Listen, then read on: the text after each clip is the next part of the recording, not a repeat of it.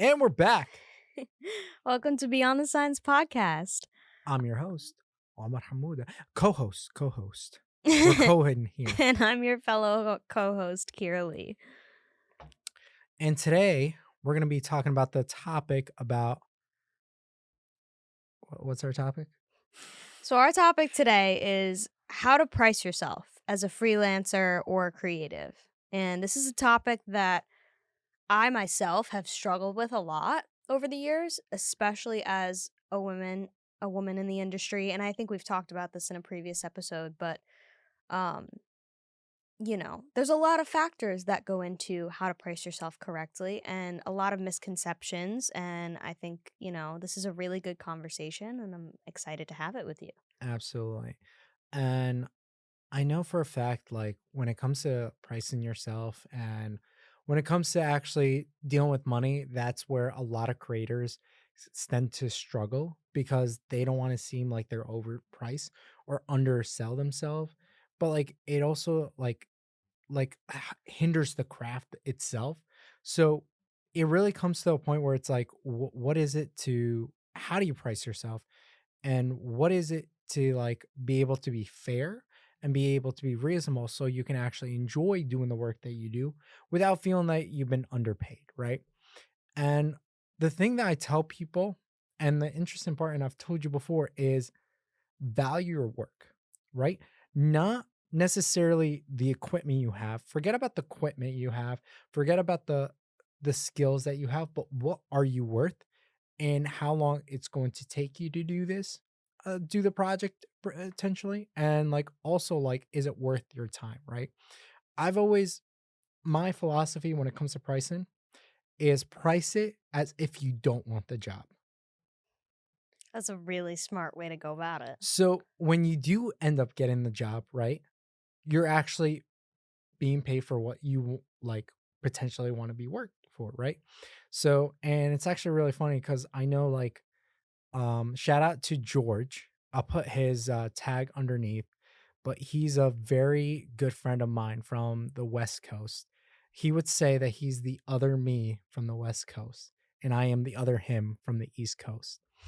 But potentially we had this conversation and I told him, listen, man, like he's always complaining to me about like these clients, they don't pay him well and stuff. I'm like, listen, dude, next time you get a gig, because he gets gigs all the time, right? Charge 3 times than what you're worth.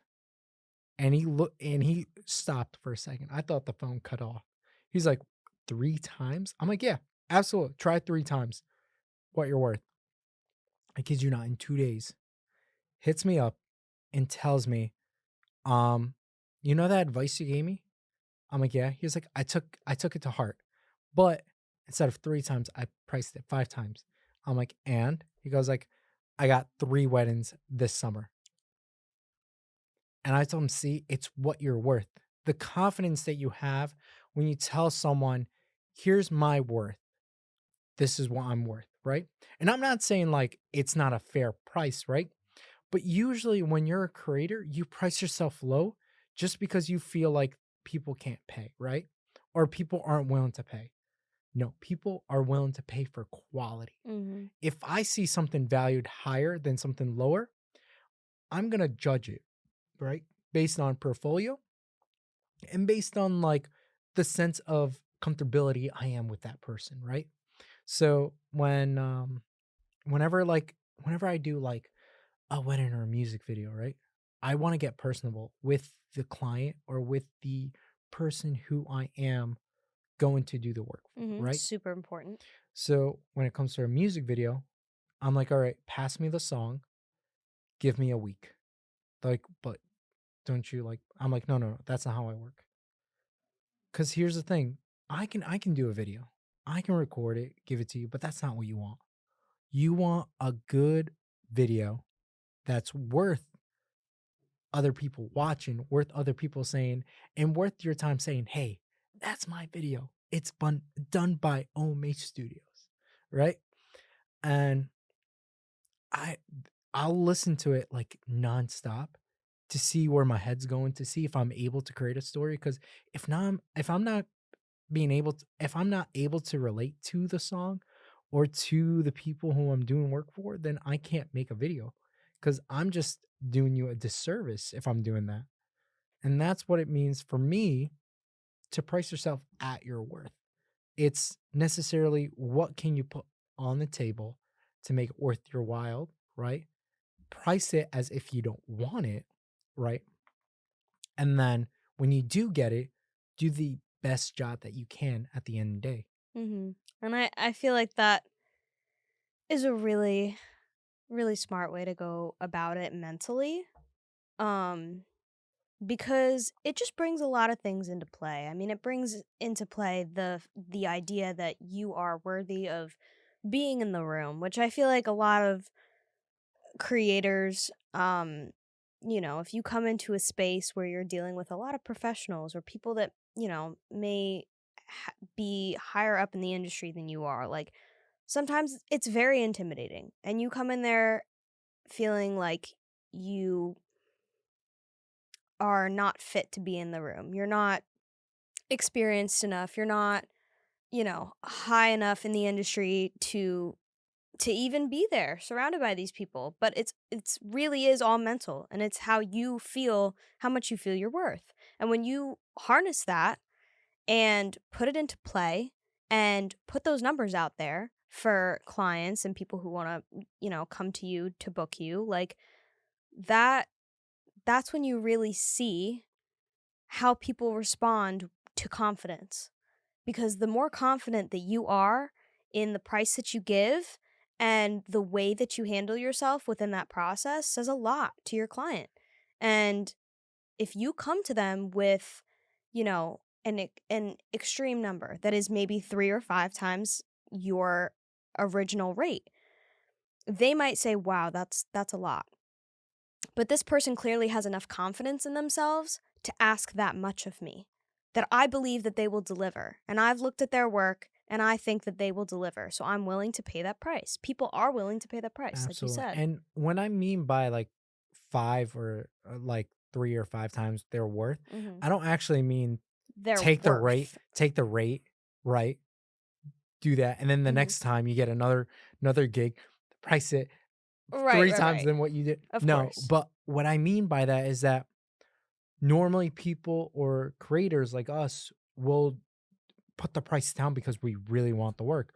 And it's not because of added desperateness, but it's about like trying to be able to do work because it makes us more creative. But like it's just going to quickly tire you out if you're doing something that you're not enjoying. And I And also think personally it's for a lot of people it's when I say a price that might be a lot higher than what my normal rate is, I'm so often afraid of people coming back at me saying that that price is even insulting to them sometimes. And that's a huge fear because I don't ever want to insult somebody. I just want to, figure out something that works for the both of us. And that usually for me ends up being like underpricing myself, and that's and not right either. and the key word is there that they feel insulted.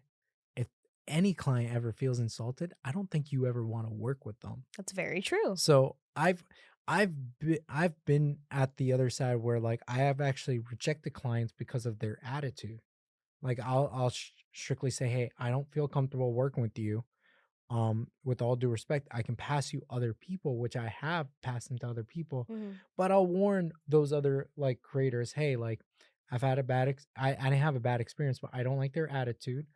If you're willing to through it and like um be able to like deal with it, then go for it, right? And let me just say, you withstand a lot of attitude or, environments or experiences that aren't going your way, where you go into a job and you're not being treated with the most respect, Oh, and absolutely. you deal with it extremely gracefully and much more gracefully than I would deal with it maybe sometimes, but like that's the thing. You hand it off to somebody who might be more capable of doing that than you Right. are. And it's not about like being patient. Like we all have to be patient. There are certain things. But like when it's right off the bat and they're the same people paying like writing the check at the end of the day, you don't want to deal with that. You want to deal with people who are understanding. Like if let's say, for example, I'm doing a corporate shoot, right? Which I've done a couple of them, right? Um, and the employees are giving you a hard time. I'm okay dealing with that because they're not writing the check for me. Because at the end of the day, I can literally go back to them, go back to the person who's ripping the check and say, hey, they gave me a hard time. It's okay. I'm just gonna charge you a little bit extra because that was worth my energy, worth Absolutely. my mental stress. And I don't have any stress in my life. I know that sounds conceited and arrogant of me, but I don't. It doesn't sound conceited, it just sounds impossible. Exactly. And that's the thing, like, there is, like, a sort of, like, stress level that comes with it, but it's more or less, like, physical stress that you would have to Of exert course. while dealing with a client like that, but if it's the person who's actually writing the check and giving me a hard time, I don't wanna deal with that because I know they're gonna be the same people after they and I've had this done to me way many times before, where I would give them a contract, they would sign it, we've agreed on a price, right? They gave me the deposit, and they're not willing to give me the rest of the deposit even after I submitted all the work, just because they didn't feel like I wasn't good enough. So I told them, "All right, that's it." I like literally watermark everything, take it, and put it on my website and call it a day. Mhm. And then afterwards, I'll like leave it there for like a week until like they start begging me and all that stuff. I know it sounds a bit like over the top, but like I'll No, only but I'm do sure people who experience this, like, dealing with clients like this, that you and I experience with, like, we're not the only ones that have to deal with these type of people, so absolutely. you're speaking to the choir here, I Absolutely, feel. and that's the interesting part when you're dealing with clients is that the client's never always right. You always have a say into this, and that's why I wanna make sure and make it clear to people is that don't be arrogant about your work, but also know what you're worth. Mhm. Because I think that's the confusing part about, like, I don't wanna seem arrogant, but I don't wanna It's a thin devaluate myself. line, It's a kind of. very thin line and you can get caught up easily, but the rule of thumb is that if you've done your due diligence and made sure you respected the client, right? Mhm. If you've done your part and you feel like this is happening, deal with it in a very political way Mhm. where you're like, "Hey, I don't think this is gonna work. You're a great person to work with, but I don't feel like our connection, our relationship in a professional manner is gonna continue. So I can pass you on to a different photographer, different videographer, but I'm not gonna be able to do it." Right. Mhm. And most of the time, it's actually really funny is that they'll come back to me saying, "Hey, we tried the other guy, it didn't fail. I'm sorry. Let's pay you the rate that you wanted."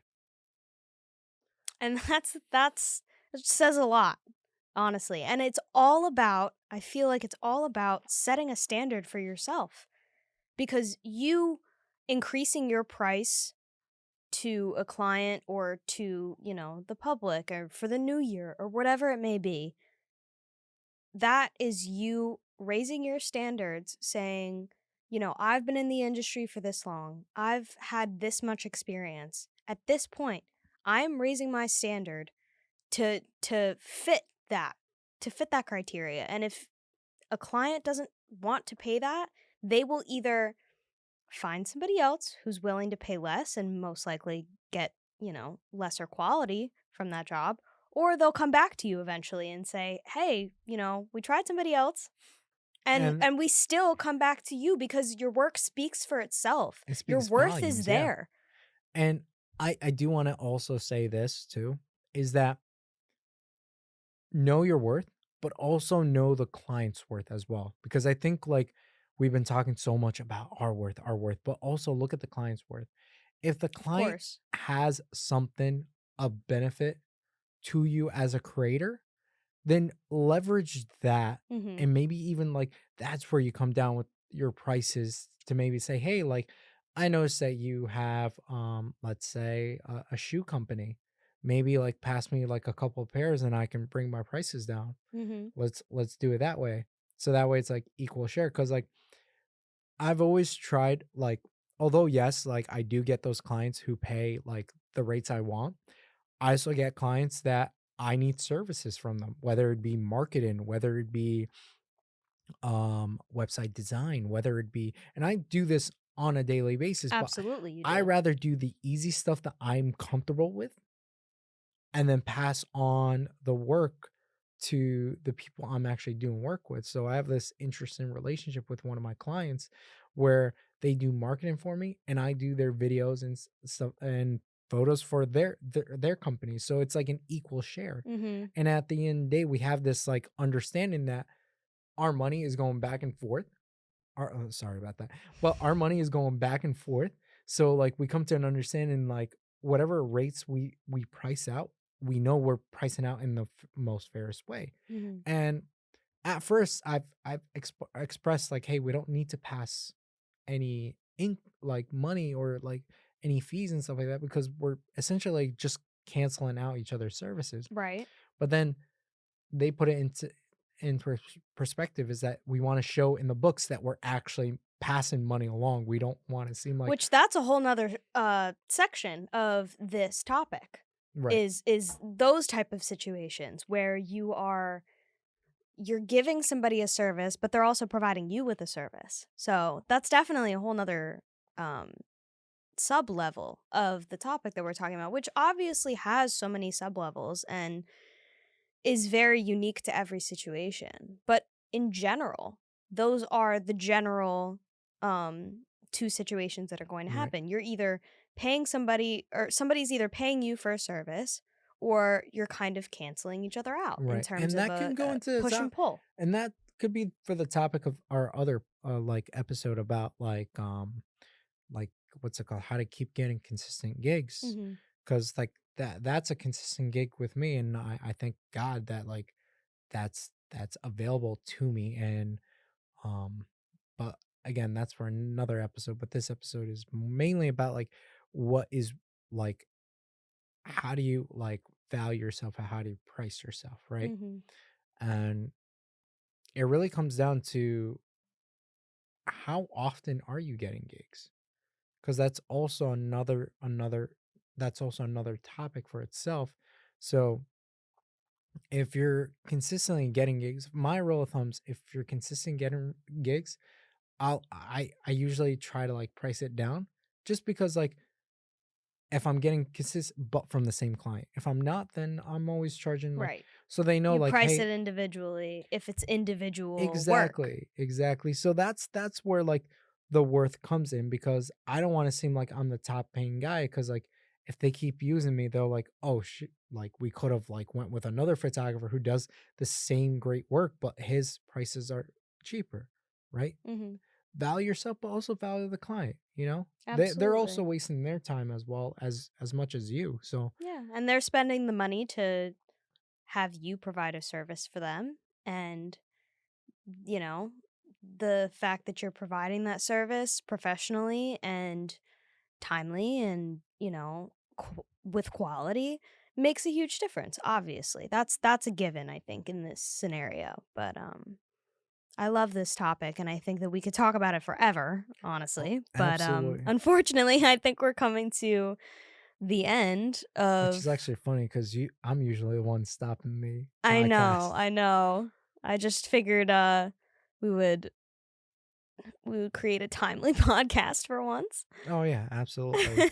Which I guess it's my line to say if you like this, please like, subscribe, and then Right also here. follow us on our social media on our Instagram, Twitter, and I definitely checked that Facebook this morning as well. So It's it's up always there. up, but it's definitely up today.